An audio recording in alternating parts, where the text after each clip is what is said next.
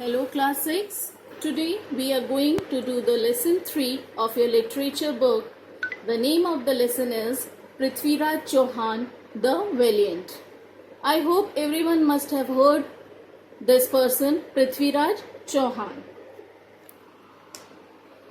Prithviraj Chauhan was the king of the Chauhan dynasty whose rule extended to the parts of present day of Rajasthan, Haryana, Delhi and some parts of Madhya Pradesh and Uttar Pradesh. He ruled from the twin capitals of Delhi and Ajmer. His fast rise caught the envy of the powerful ruler of the Kannauj, Jayachandra Gandwala, and there was lot of ill feelings between the two. Now Jayachandra had a daughter, Samyukta, who was very beautiful. Once a painter of Prithviraj visited Kannauj and showed the painting of Prithviraj to the princess. Samyukta had heard many stories of his bravery and was secretly in love with him. On his returning to Prithviraj court, the painter showed the Samyukta's portrait to Prithviraj and Prithviraj was also attracted towards her.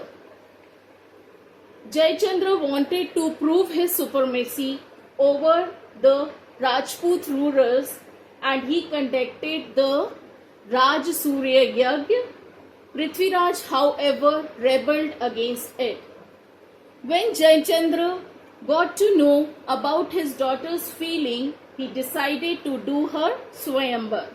You know what is Swayambar? A Swayambar is a ceremony where different kings are invited and the princess chooses her husband.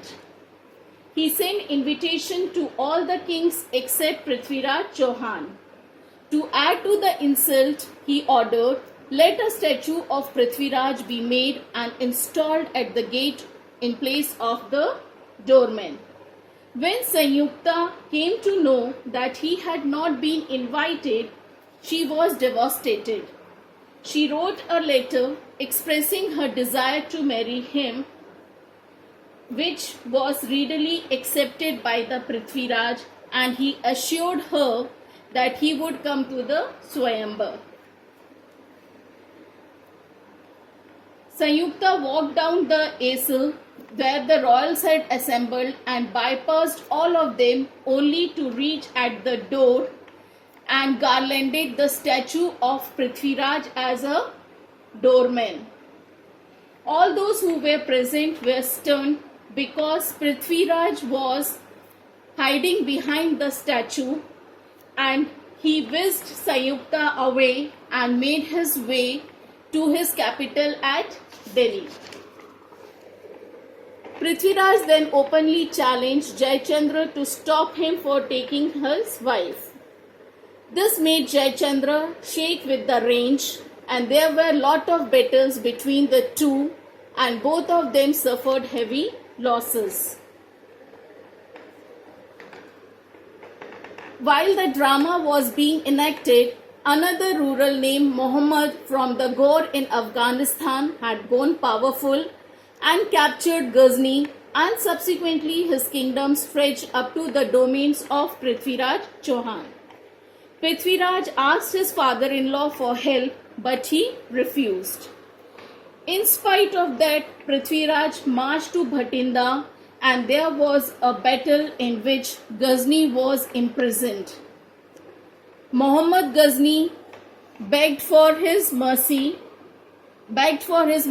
and in spite of Prithviraj's minister's advice, he let off Ghazni.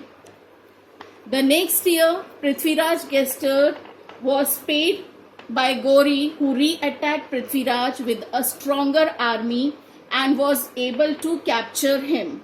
The defeated Prithviraj was pursued of his capital and was taken as a captive in chains in Afghanistan. He was presented before the Muhammad where he looked straight into the eyes. Ghori ordered him to lower his eyes, to which Prithviraj said, the eyes of Rajput are lowered only in death. On hearing this, Ghori flew into anger and said, burn his eyes with red hot irons. I want to teach him the lesson. Prithviraj was frequently brought to the court and taunted by Gauris and courtiers. In those days, Prithviraj was joined by his former biographer Chand Bardai, who has composed the Prithviraj Raso. And he said that he should avenge Gauris' betrayals and daily insults. The two got the opportunity when Anu Gauri announced a game of archery. On the advice of Bardai, Prithviraj said, I would like to participate in the event. On hearing his suggestions, the Gauri taunted him. How can you participate when you are not able to see? Prithviraj replied, give your orders to shoot and I will reach the target. Gauri said, why you want me to give the orders and not anyone else? But before Prithviraj could say, Bardai said, being a king himself, he will not accept order from anyone other than the king. So on the eventful day, Gauri sat in his royal enclosure and Prithviraj was brought to the ground and ordered his men to unchain him.